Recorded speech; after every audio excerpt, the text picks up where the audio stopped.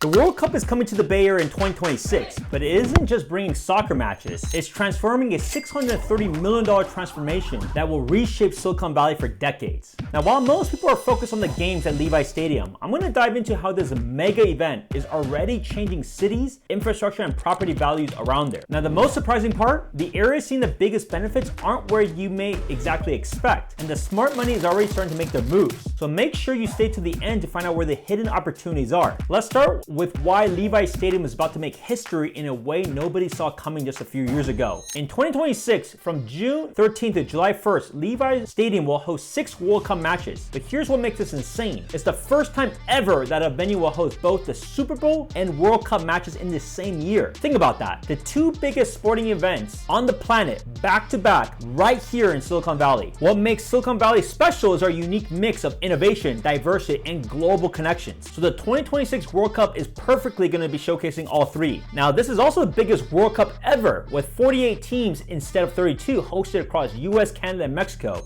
But the matches themselves aren't even the biggest deal. It's the exposure. About 6 billion people worldwide will be watching, seeing glimpses of Silicon Valley during the tournament. Crazy, right? Think about what this means for us, though. For decades, the world has known us as the tech-central home of Apple, Google, endless AI companies. But suddenly the World Cup will show off a completely different side of Silicon Valley. Our communities, our lifestyle, our culture. It's positioning us not just as the place where the future gets created, but as somewhere people actually want to go visit. Here's what most people miss about huge sporting events like the World Cup though. They're not just only the games. Cities that successfully host World Cups don't just get a temporary boost, they often see lasting changes in how the world sees them. Their tourism industries, and yeah, their property values definitely too. Later on, we're going to look at the neighborhood transformations, so you'll see where the property opportunities may be. So what happens though when you mix the world's biggest sporting event with the world's tech innovation capital? Let me show you how this combo is already reshaping our region, starting with the 500,000 visitors expected to come to our communities. But quick pause though. For those of you who don't know me, I'm Spencer Su. I help tech professionals and their families from all around the world find the perfect homes throughout the Bay Area. Having been from the tech world myself, I understand the unique challenges and priorities home buyers and homeowners face when looking for a home in Silicon Valley. On my channel, I share these deep dive insider perspectives every week to help you make smarter real estate decisions in the Bay Area. So make sure to subscribe so you don't miss out on the next one. All right, let's get back to it. 500,000 visitors are about to descend in Silicon Valley all at once. That's like the entire population of Sacramento suddenly just showing up for 3 weeks for some mega conference. The Bay Area committee hosts confirmed we're expecting at least 500,000 visitors just for the World Cup. Money-wise, we're looking at between $270 to $360 million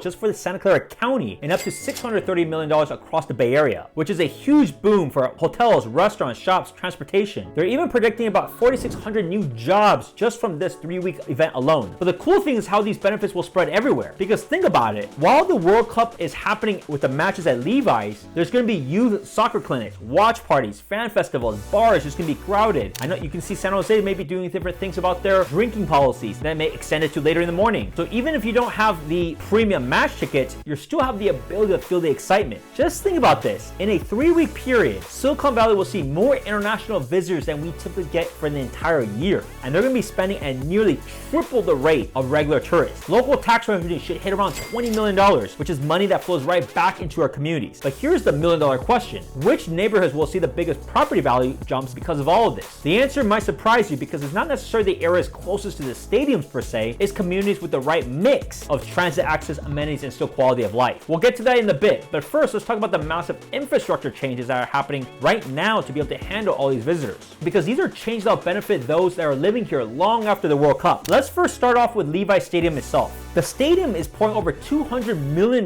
into renovations for the Super Bowl and World Cup because these are not just going to be fresh paint and new seats. We're talking about serious upgrades like installing the larger outdoor 4K video board in the NFL, adding Wi-Fi 6 and 5G throughout the stadium, putting in energy efficient LED lighting throughout, completely redoing the playing surface to meet FIFA's strict standards. The field alone is going to be $25 million.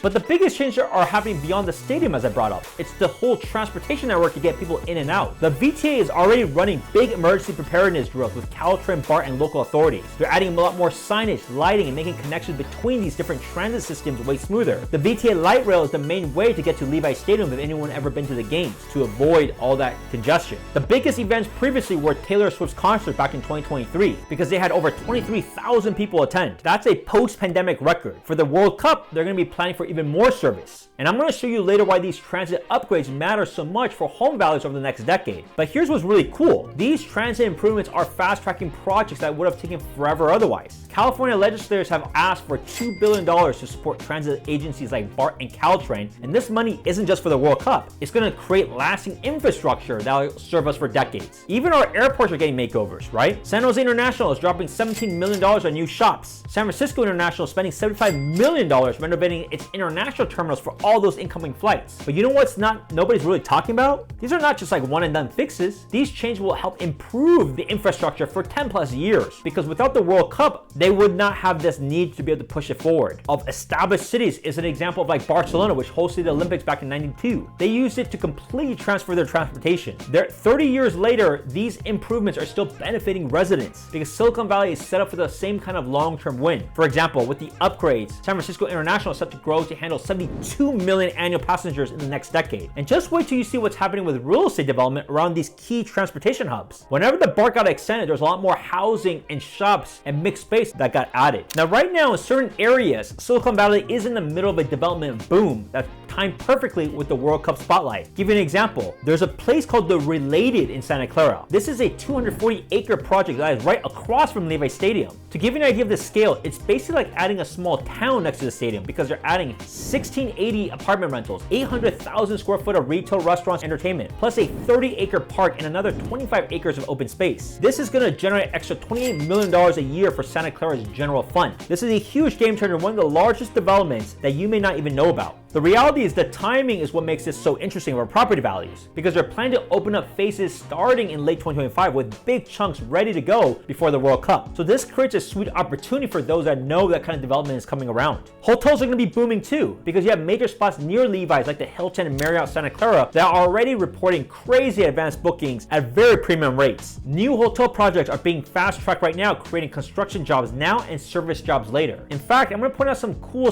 hidden spots in Sunnyvale and Santa Clara, which are around the stadium, that are going to be perfectly positioned for all this growth for people to understand about areas. Now, one thing that really does impress me is Santa Clara's approach. They structured a lot of deals to make sure taxpayers aren't the ones on the hook. The city will actually make money from these ticket surcharges, while the Bay Area Host Committee funds stadium upgrades. This smart approach means economic benefits flow to the community without having the financial risk that others messed up when creating new stadiums for host cities. If you look at like the previous World Cup and Olympic hosts, very different atmosphere. Fortunately, Silicon Valley's approach is way smarter. So instead of building these specialized venues that are not going to be used, we're focusing on lasting improvements in infrastructure and communities that we'll keep using long after the World Cup is over. What's fantastic is they're positioning Silicon Valley for the next decade of growth.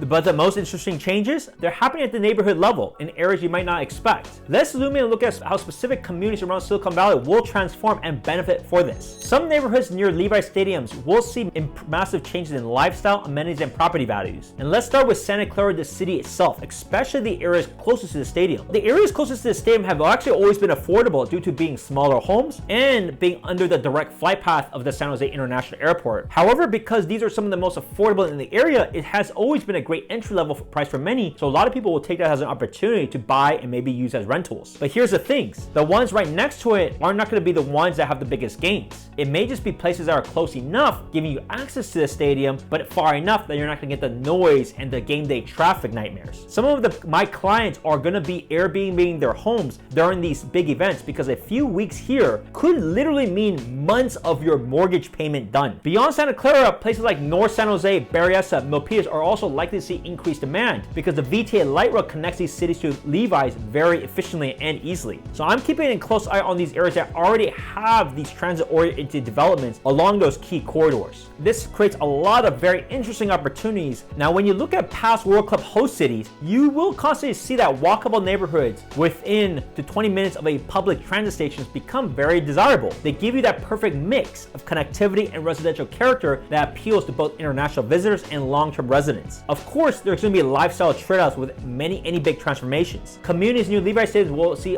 more activity during events, so more foot traffic, busier restaurants, more overall energy. For many people, these amenities are a huge quality of life boost because there's more entertainment, dining, and shopping options within a close proximity. Now, here's something most real estate agents won't know or be able to tell you. It's still not the neighborhoods directly next to the stadium that's going to see the biggest gains. It's these areas that are close enough to the transit-connected areas so it combines that convenience. These are the real sweet spot locations. So I've already shared with you some of the other examples, more towards